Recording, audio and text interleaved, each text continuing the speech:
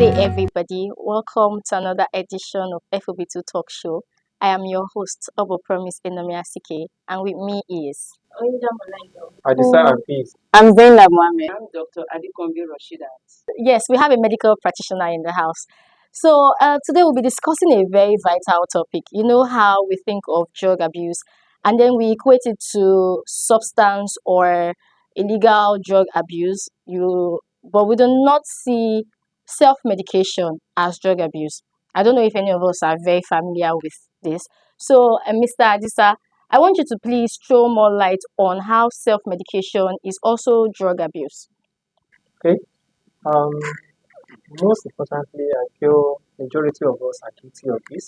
If you look at it from this point of view, everybody at the point in time when you're sick, you get a paracetamol, even without even getting a prescription from the doctor. And after taking it, if it works fine, you say that I'm okay. But sometimes, majority of the times, when you're sick, you get a paracetamol. It might not be, you might not be having malaria, and it might be maybe, let's take for instance, you are having typhoid or some infection, and getting a paracetamol does not actually cure it. And after taking this, you will see that you're still not okay because you didn't get a prescription. Right, right. Then it's abuse.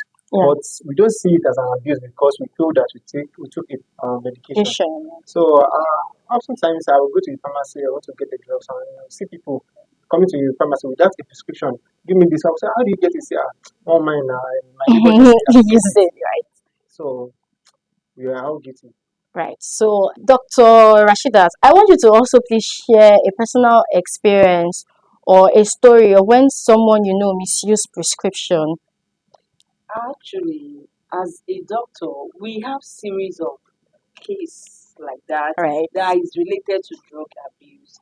Like he said, he was talking about paracetamol, and when you're talking about paracetamol, we fail to understand that as mild as paracetamol is very very hazardous.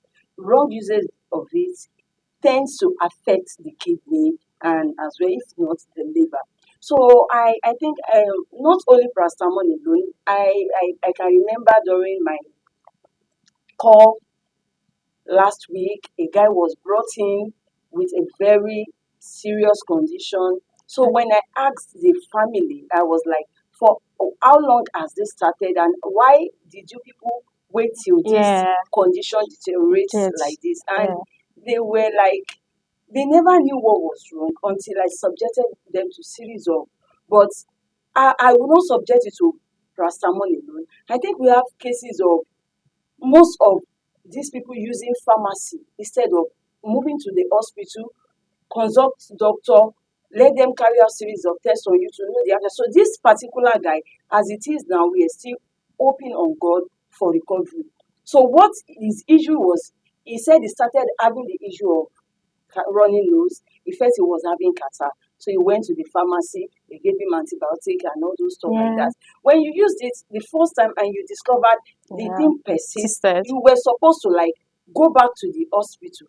You Yes. understand? Consult the Wait. doctor and let them know the right thing. She still went to the same Same pharmacy. pharmacy and the person was like giving another higher antibiotic, adding to what was wrong with him. So by the time they brought him, when we carried out series of tests on him, Right. we discovered that he had tumor.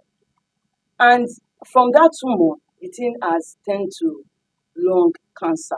So most times like that, we need to meet doctor. What we feel could be the problem, he felt he was having running nose. Right, right. So his assumption has started, and the thing was now piling up to the essence Right. of the child. You needed to see the way it is. So I always advise them, you move to those, even if you go to pharmacists, they prescribe and you discover that something is still wrong. The next step is you move to the hospital. Hospital. That's just it. Oh, thank you very much. Zainab, according to what Dr. Rashidat just said, can you please give us a common misconception about drug abuse? Okay, like she just said now, she said going to the hospital. Right. All of us, we all believe that going to hospital to see a doctor is the best way to avoid drug abuse, right? Ideally, it should be. But I'm here to surprise you that those medical professionals too, they misuse drug by not doing the proper thing that they are supposed to do, not carrying out the proper check that they are supposed to do on those patients before prescribing drugs How for them. how did you come to this conclusion? Okay, I have a personal experience. Okay, let's hear it. So I was sick. When I get to the hospital, after collecting the card and everything, they had signed me to a doctor. So the doctor asked me, "What is wrong with you?" I gave him up the symptoms, Right, everything. right. Told him. Then after that, he said, "Okay." He said that what drugs have you used? Right. I told him after I give him all the names of the drugs I have used and everything. He said, "Okay." Brought out his paper, write another drugs for me again. I was like, "No, this is not why I come to the hospital.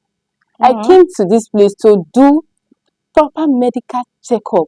The doctor was like, "You don't tell me what to do. I'm a professional in this." I believe that when you go to the hospital, always ask them to do the normal proper checkup that you as an individual you want. Don't just let them deceive you with their professional that they are professional in this angle and they give you things that you're not supposed to Doctor, get. before you come in, I wanted to just say something. I hope you know that these persons are professionals and they have studied over the years. And most of the times, the doctors are right as compared to you diagnosing yourself or listening to a prescription from your friend, your colleague. Dr. Rashida, do you have anything to say about her experience First, with the first and doctors? foremost, depends on how severe your symptoms. It depends on how severe your symptoms are.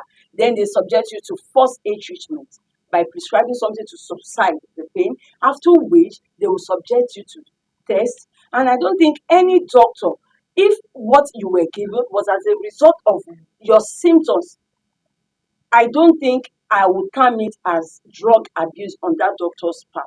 I hope you know that these doctors, prior to most times, they have patients' files. They are professionals, and you are having a consultation with them. So definitely, they've seen cases like your cases. And if you notice, after they prescribe drugs to as at that time pull down that stuff that pressure that you're going through, if it persists, you're also advised to come back and see your physicians so that other tests can be done. Like there was a time I was very sick. I'm so sorry to keep this in. I had a sharp pain and I assumed it was ulcer. Do you know that I was abusing ulcer kits and antacids and all of that? And then for 3 weeks I was still down. I went to the hospital and I told my doctor I'm feeling a sharp pain, and you know that automatically this doctor already knew it was an infection that I had. He didn't even, he just had to touch me here, and when I shouted, he said, "Yes, this is a sign of it." I was still telling him, "No, it's an ulcer." But we had to do a test. The results will come out in 3 days, but he had to give me a suitable antibiotics to treat that pain. And when the test result came out, it was At it times was they will an, it tell was you, an infection. Yes, we have cases of doctors misdiagnosing and all of that. But as compared to you looking at comparing them to doctors' prescription to individuals, I think it is a No, no, no, no, no, no. Good and fine. We don't just need to say individual. What me I'm still saying is yeah. when we go to the hospital, to the public, to the audience, to those that are watching us, what I'm trying to say, I'm not saying that you should prescribe drugs for yourself, but when you go to the hospital, always what you know is called due procedure that needs to be followed. When you get administrative treatment to you, always follow it. Don't Yes. let anybody to come and brainwash you with that idea that I'm a professional in this field. Then this is what I will tell you What to you're saying do. is that No. get checked before Yes. getting Yes. into So, treatment. so Let the due process to be followed. Okay, I have a question. Okay, there was a time I was very ill and it happened on the weekend. So I actually visited the hospital and met the doctor and he says the laboratories are not working, they do not work on me. After the doctor checked me, I was having a high temperature. Then they actually gave me an injection to actually subdue yeah. the temperature and give me some drugs that I would use till we get my laboratory open. I'll tell you that when I finished those prescriptions, I was stronger than I was. And even when I went to the laboratory, I discovered that it was just stress. I think we should start from the grassroots, liberating people.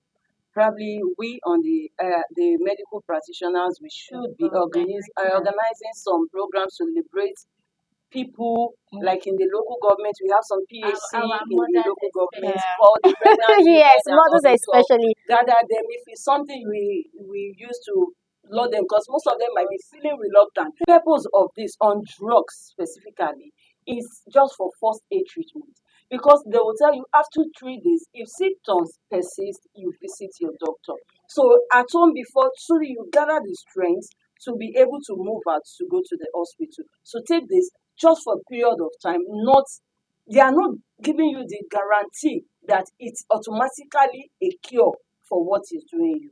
Do you get like the use of paracetamol? They will tell you if Yeah. symptoms persist for 3 days, visit consult your doctor. So we shouldn't stick to it as that is the savior, that is the treatment. Right, right, right. I really want to appreciate you, Inda, for joining us. Mr. Alisa, thank you so much for taking out time. Miss Zainab, thank you. Aja, for joining us.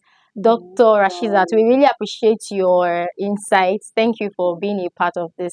And to our audience, thank you for tuning in. We hope you've learned a thing or two from this. Please sensitize your friends, your neighbors, and your family on the misuse of medication. Thank you. We hope to see you same time, same station next week. Bye. Bye.